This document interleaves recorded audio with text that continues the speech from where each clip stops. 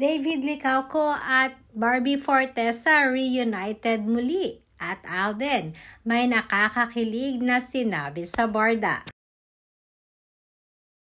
Madami ang bumilib kay David Licauco sa naging interview nito sa isang sikat at international na brand ng inuming alak. Dahil ang sorpresa ang nakararami kung paano ang isang taong tahimik lamang ay napakalawak ng kanyang mga napapag-isipan patungkol sa kanyang career, love life at kung paano ang plano niya for his future family. Samantalang muli namang nabuhayan ng mga kabarda fanatics dahil sa naging post na ito ni David Licauco,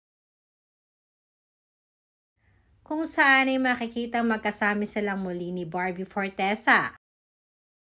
Kasama din nila dito si Alden at si Dingdong Dantes. Ayon nga sa aming source, halata di umano kung gaano na-miss ni Barbie at ni David ng isa't isa.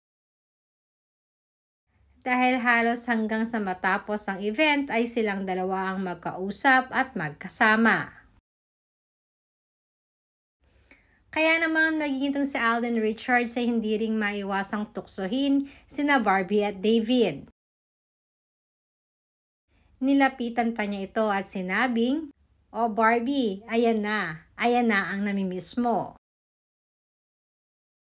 Hindi naman lingid sa kalaman na kararami kung gaano ka-close itong si Barbie at si Alden.